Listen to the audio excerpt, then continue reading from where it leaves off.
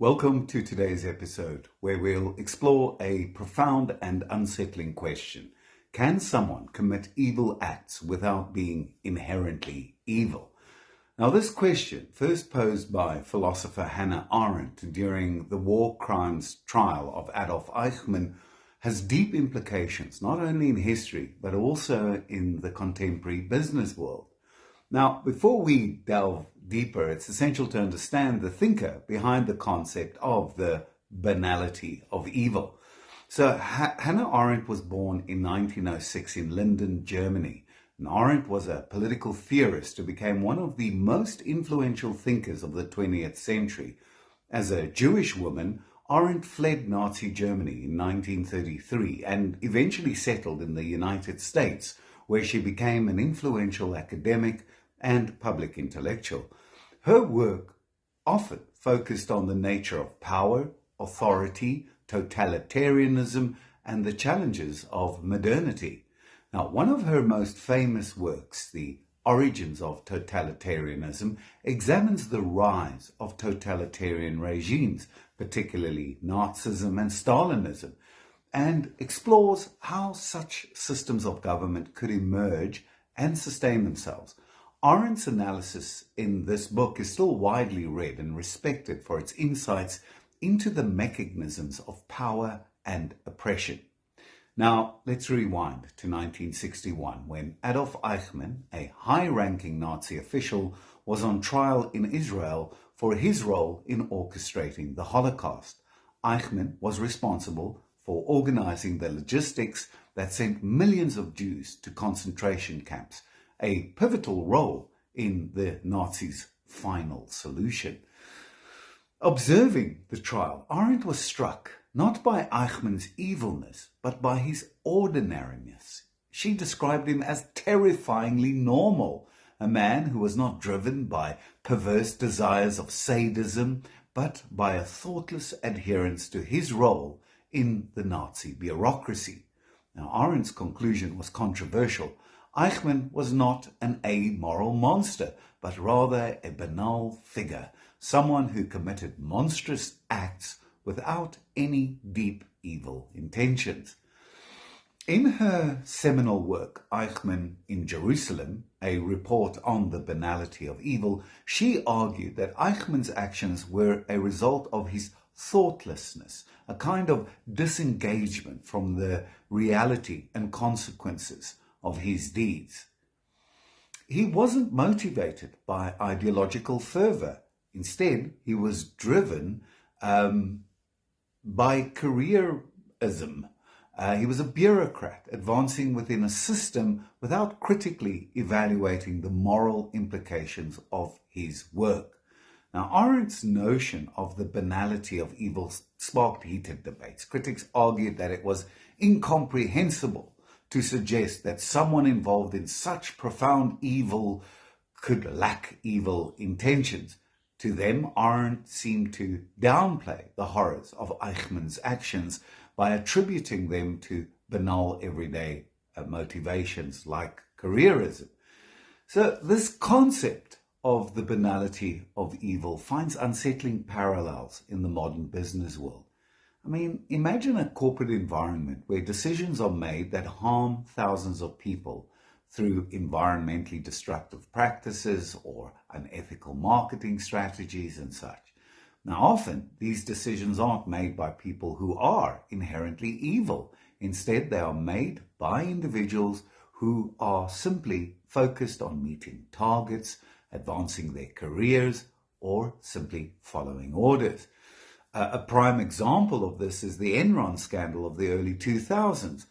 The executives at Enron engaged in massive accounting fraud to present an image of success. The collapse of the company led to catastrophic consequences for the employees, investors, and the broader economy. These executives weren't sadistic. They were ordinary business people, driven by a desire to succeed in a highly competitive environment. Yet, in their pursuit of profit, they overlooked the ethical implications of their actions, leading to one of the most notorious corporate scandals in history. Another historical parallel can be found in the My Lai massacre during the Vietnam War. American soldiers caught up in the chaos and dehumanization of war brutally killed hundreds of unarmed civilians. These soldiers weren't monsters, though what they did was monstrous. Many were young men who were following orders in a confusing and morally ambiguous situation. And the incident highlighted how ordinary individuals could commit horrific acts under certain conditions, much like Eichmann. In a world where ethical mediocrity and moral disengagement can lead to disastrous outcomes, how does one stand out as an island of temperance and reason? And this is something that really requires some deep thought. And here we can turn to the work of Martin Seligman. He's a pioneer in positive psychology, and Seligman argues that true excellence is not just about skill or competence.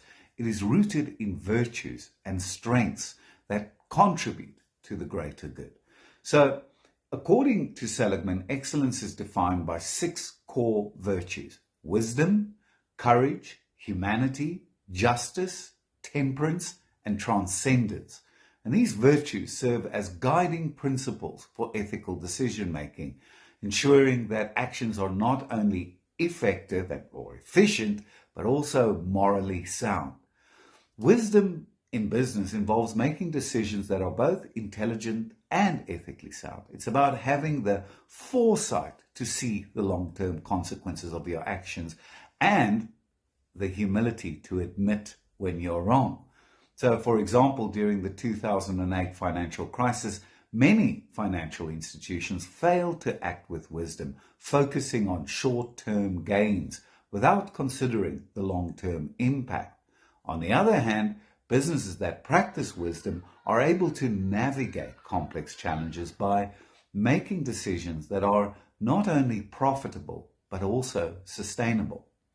Courage is equally important, from the French cœur, which means heart. It's important in business. It's about standing up for what is right, even when it's difficult or unpopular. Think of whistleblowers who expose unethical practices within their organizations, and then cultures who criticize them. So these individuals often face significant personal and professional risks, yet they choose to act because they believe in the importance of integrity. Courage in business means resisting the pressure to conform to unethical practices and instead championing what is just. Humanity and justice in business involve treating people with respect, fairness, and empathy.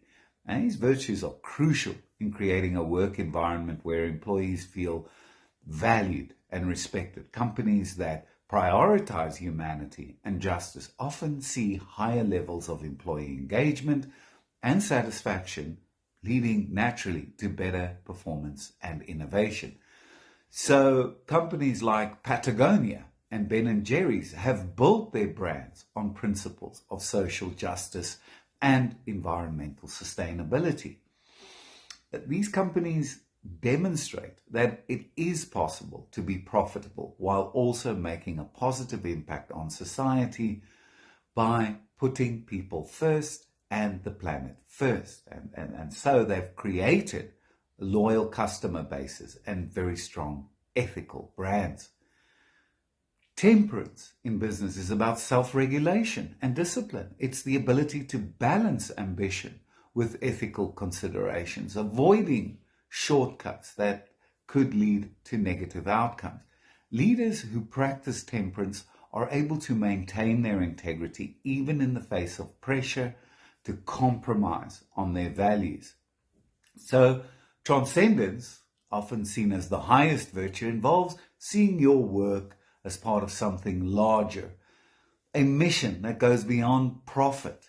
Leaders who embody transcendence inspire, the word inspire, spirit within, others to connect their daily tasks to greater purposes. And the sense of purpose leads to higher levels of motivation, fulfillment, and meaning, both for the leader and for the team. Paul Polman, the former CEO of Unilever, he provides a powerful example of how to embody these virtues in business. Under Polman's leadership, Unilever committed to reducing its environmental footprint and enhancing its social impact, all while pursuing profitability. So Pullman very nicely and very neatly demonstrated wisdom by recognizing the long-term benefits of sustainable practices. He had the courage, challenging the status quo, the humanity and justice of prioritizing social and environmental outcomes, and the temperance to balance profits with purpose, and transcendence by leading the company toward a vision of global stewardship. So Hannah Arendt's concept of the banality of evil reminds us of the dangers of thoughtless action, whether in government or in business or in our personal lives. But more importantly, it challenges us to strive for excellence in a world that often settles for mediocrity. So by embodying these virtues and striving towards them, like wisdom, courage, humanity, justice, temperance, transcendence, we can stand as islands of excellence in a sea of mediocrity. So how do you strive for excellence in your own business, your own life or career? Thank you for joining us today. If you found this discussion valuable, please like, share, and subscribe for more insights into how we can build a better, more ethical business world. And as always, let's continue the conversation in the comments below. Thank you so much.